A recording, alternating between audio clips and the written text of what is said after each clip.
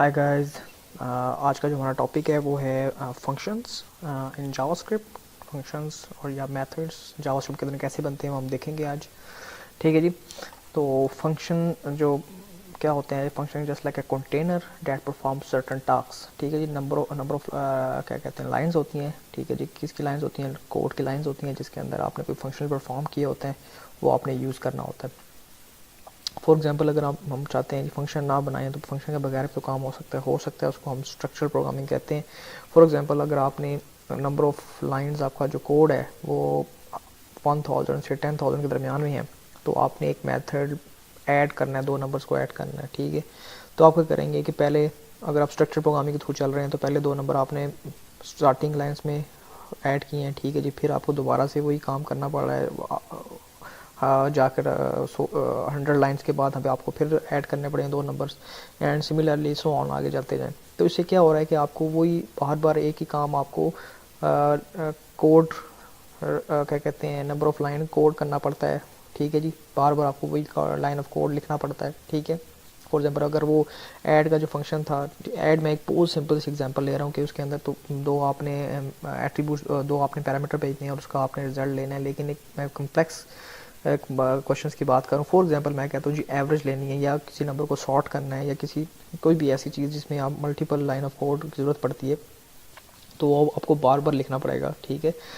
तो उसको बार बार आप लिखने की बजाय आप क्या कर लेते हैं, उसको कंटेनर में सेव कर देते हैं, ताकि आप उस चीज़ को जब कंटेनर में सेव होगा तो उस कंटेनर को आप कॉल करवा कर उसमें से वैल्यू गेट कर सकते हैं। ठीक है जी।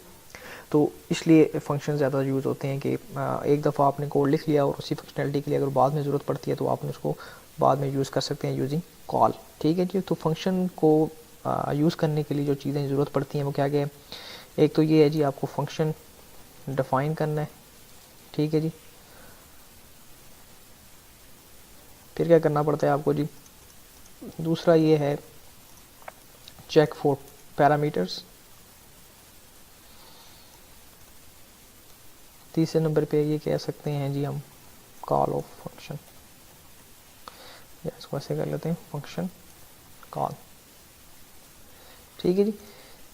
ये चीज़ें आपको ज़रूरत पड़ेंगी फंक्शन को बनाने वक्त।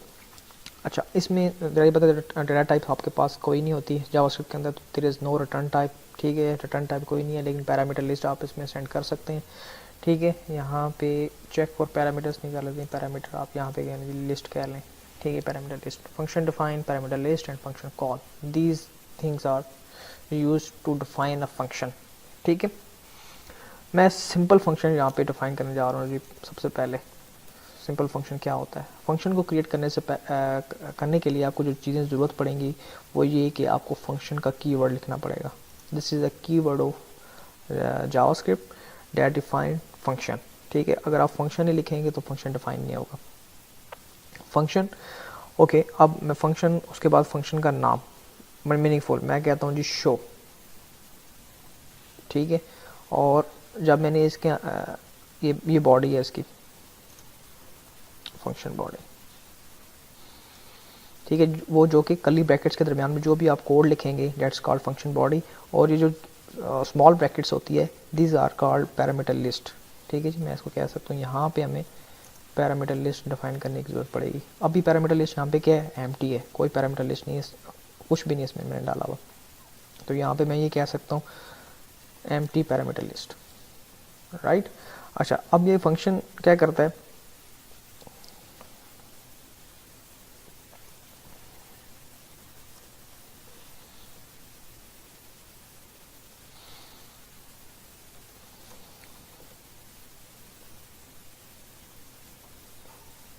ठीक है।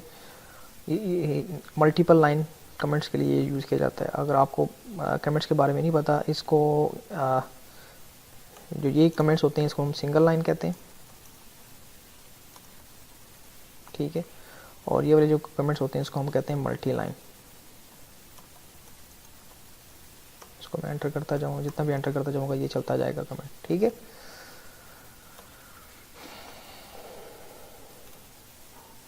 राइट।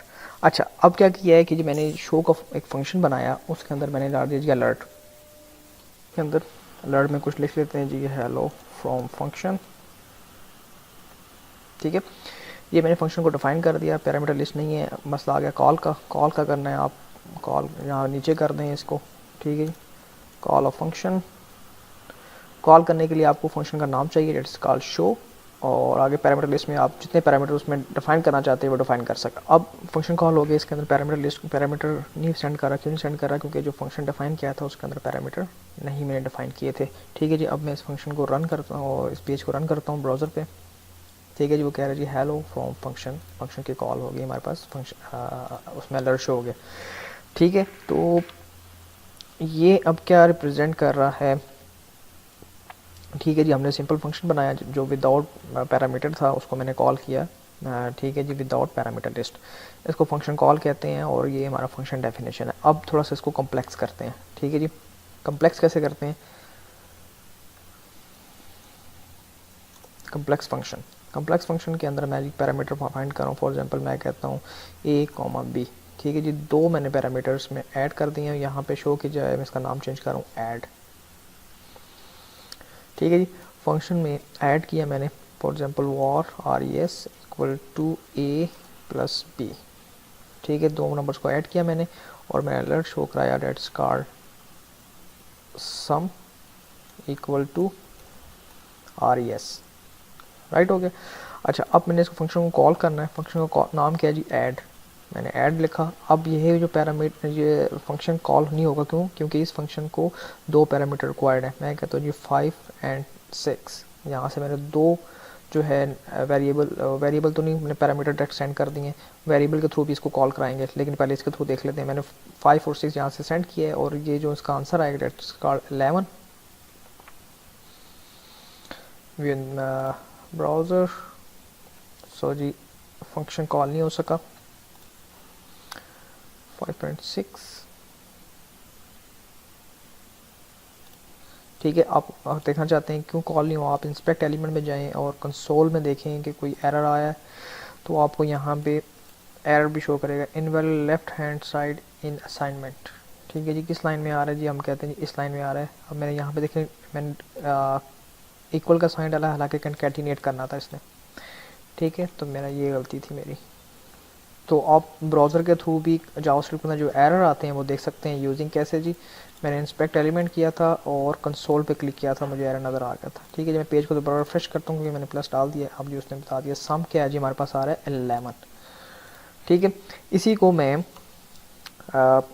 उसके थ्रू करते हैं जी, वेरिएबल के थ्रू करते हैं जी। For first number equal to parse int, sorry int parse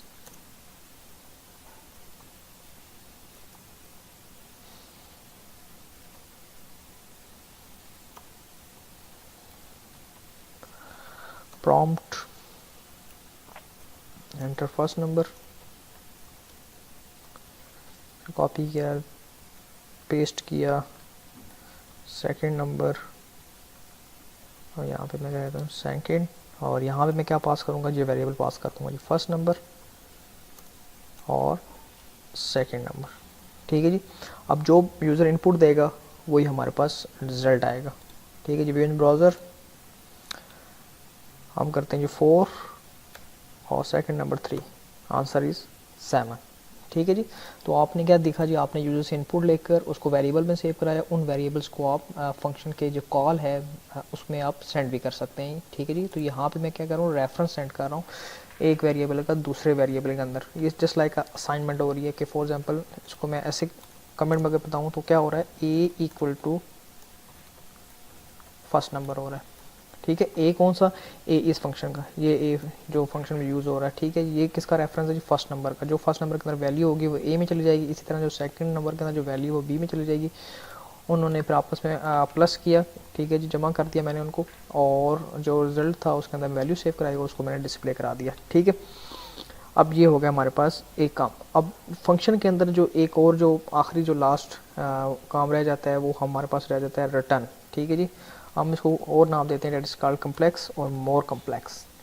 ठीक है, उसमें क्या है जी? उसमें हम ये करेंगे, यहाँ पे शो नहीं कराएंगे, हम यहाँ से करवाएंगे रिटर्न करवाएंगे जी res, कि जो भी इस चीज़ ने प्लस किया है उसका जो जवाब है मुझे वापस इधर कॉल यूज़ करेंगे हम आगे, ठीक है। मतलब जो भी उसने फंक्शन ने रिटर्न किया होगा उनको उसको फर्दर हम आगे यूज़ कर सकते हैं, ठीक है।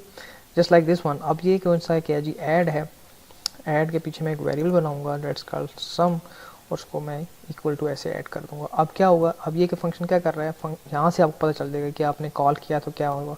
अब मैं ऐड का फंक्शन कॉल कर रहा हूँ, ठीक है, उसको मैं सम में सेव कर रहा हूँ। ये तब होगा जब आप ऐड का फंक्शन यहाँ से रिटर्न कर रहा होगा। अगर ऐड के फंक्शन के अंदर रिटर्न नहीं है, आप रिटर्न नहीं कर रहे अगर, तो यहाँ पे वो सम नहीं चलेगा, ठीक है। अब ये सम जो भी हमारे पास यूज़र इनपुट देगा वो सम में आ चुका है, ठीक है। अब मैं क्या करता हूँ, document dot gate element by ID, हम किसी डिव में इसको डिस्प्ले करा के देखते हैं। ID output dot inner HTML equal to h1, this sum is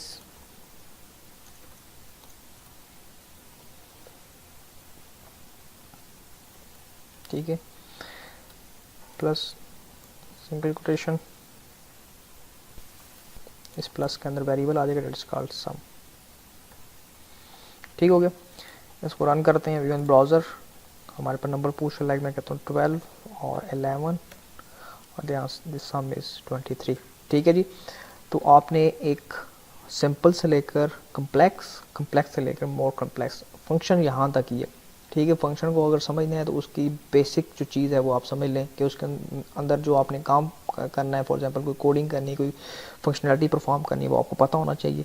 और उस फंक्शन ने अगर कहीं से वेरिएबल लेने हैं या उसको पैरामीटर लिस्ट की ज़रूरत है तो उसकी पैरामीटर लिस्ट दें। अब तो मल्टीपल यहाँ पे जितने मर्जी आप पैरामीटर लिस्ट डालें, इट्स अप टू यू, ठीक है जी। ये ज़रूरी नहीं कि आपने 2 ही देने हैं, 3 देने हैं, 4 देने हैं। वो उस जो फंक्शन को आप यूज़ कर रहे हैं उसके अंदर जो डिफाइन कर रहे हैं फंक्शन को, वो कितने पैरामीटर ले सकता है, ठीक है। वो फंक्शन की कोडिंग, फंक्शन का स्टाइल, फंक्शन का स्ट्रक्चर ही आपको बताएगा कि इस फंक्शन के अंदर कितने पैरामीटर आप डिफाइन कर सकते हैं, ठीक है। अगर फॉर एग्जांपल ऐड कर रहे हैं तो ऐड अगर कॉन्सेप्ट देखा जाए ऐड का, तो ऐड क्या करता है, 2 नंबर्स को लेकर सम करता है, ठीक है। तो हमें 2 नंबर्स, 2 पैरामीटर की यहाँ ज़रूरत पड़ रही थी, ठीक है। फॉर एग्जांपल और कम्प्लेक्स, फॉर एग्जांपल मैं कहता हूँ कि ट्राइंगल का जो एरिया वो कैसे डिफाइन होता है, ठीक है। अब ट्राइंगल का जो एरिया वो 3 एट्रीब्यूट्स A, B और C के साथ डिफाइन होता है, ठीक है। इसी तरह मैं और कम्प्लेक्स इन्फॉर्मेशन लेते चलूँ, ये आप पे डिपेंड करता है कि आपने फंक्शन कौन सा डिफाइन करना है, उसके अंदर कोडिंग कौन सी करनी है, उस कोडिंग को कौन कौन से पैरामीटर आपने पास करने हैं, ठीक है। सिंपल फंक्शन के थ्रू भी आपको काम कर सकते हैं, मतलब उसमें कोई पैरामीटर नहीं लेके उसके अंदर जो जितना भी काम करके वो आप चले जाएं, लेकिन वो मैं कहता हूँ कि वो बेस्ट प्रैक्टिस कोडिंग के अंदर नहीं आता। अगर आपने कोडिंग प्रोफेशनल वे में करनी है तो फंक्शन ऐसा बनाए जिसके अंदर पैरामीटर भी ऐड हो रहे हों और वो फंक्शन रिटर्न करता हो, ठीक है। तो वो एक अच्छी चीज़ होती है, क्योंकि हम उसमें ये होता है जो रिज़ल्ट फंक्शन के बाद फंक्शन रिटर्न करता है, जो रिज़ल्ट है, जो भी इन्फॉर्मेशन हमें रिटर्न करता है वो आगे फर्दर भी हम उसको यूज़ कर सकते हैं, एज़ कम्पेयर टू हम बार बार ऐड का फंक्शन कॉल करते जाएं और वो चीज़ परफॉर्म होती जाए, ठीक है। अब RES को मैं, इस सम को मैं आगे फर्दर किसी और, फॉर एग्जांपल मैं कहता हूँ एवरेज फाइंड करनी है, या मैं कहता हूँ क्या कहते हैं स्टैंडर्ड डेविएशन फाइंड करना है, तो ये सम यूज़ हो जाएगा आगे स्टैंडर्ड डेविएशन फंक्शन के अंदर। तो मैंने ये भी एग्जांपल दी, इसी तरह और भी एग्जांपल्स हैं फंक्शंस की, आप देख सकते हैं, ठीक है जी। फंक्शन को मैंने आपको बता दिया, फंक्शन डिफाइन कैसे होता है, फंक्शन के अंदर पैरामीटर लिस्ट क्या होती है और फंक्शन को कॉल कैसे करते हैं, ठीक है। मेन जो बेसिक 3 चीज़ें ही हैं, उसके बाद आपके पास रिटर्न आ जाता है जो कि फंक्शन के पास चीज़ होती है जो फंक्शन से आप रिटर्न करवा सकते हैं, ठीक है। कि जो चीज़ भी, जो फंक्शनैलिटी यहाँ परफॉर्म हुई है और उसके एंड पे जो भी रिज़ल्ट आप वापस रिटर्न करवाना चाहते हैं, तो रिटर्न RES लिखेंगे तो वो चीज़ वापस जहाँ से आपने इसको कॉल कराया था उसके पास चली जाएगी, ठीक है। जहाँ से फिर आप जब इसको कॉल कर रहे हैं तो कॉल करने के जो लेफ्ट हैंड साइड पे कोई ना कोई वेरिएबल आपको डिक्लेयर करना पड़ेगा ताकि जो चीज़ ऐड रिटर्न कर रहा है वो वहाँ पे होल्ड कर सके, ठीक है। तो जितना मेरा ख्याल है कि मैंने फंक्शन के ऊपर सब कुछ आपको बता दिए, ठीक है। अगर आपको मज़ीद क्वेश्चन है फंक्शन के अंदर वो आप मुझसे पूछ सकते हैं।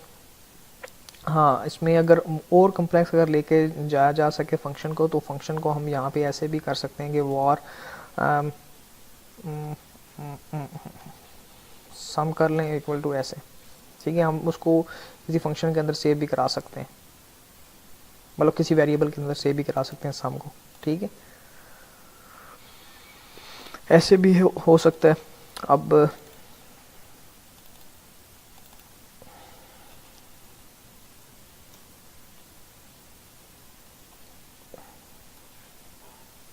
ठीक है। अब ये फंक्शन जो है इस नाम से चलेगा, ना कि ऐड के नाम से चलेगा। अब ये फंक्शन आप इसे ऐड यहाँ से ख़त्म भी कर दें, ठीक है। आप ज़रा रन करके देखते हैं, ठीक है जी। दिस सम इज़ 9, राइट हो गया। तो आप इस तरह भी फंक्शन डिफाइन कर सकते हैं, ये भी जावास्क्रिप्ट के अंदर होता है, ठीक है। तो इट्स अप टू यू, जो आपको सिंपल लगता है, सिंपल जो भी आपको सिंपल तरीका लगता है फंक्शन को डिफाइन करने का, वो आप डिफाइन कर सकते हैं, ठीक है जी। तो उम्मीद है कि आपको फंक्शन समझ आगे होंगे इस वीडियो के अंदर। नेक्स्ट वीडियो के अंदर मिलते हैं कुछ नया जावास्क्रिप्ट के अंदर करने के लिए। तो सी यू इन नेक्स्ट वीडियो।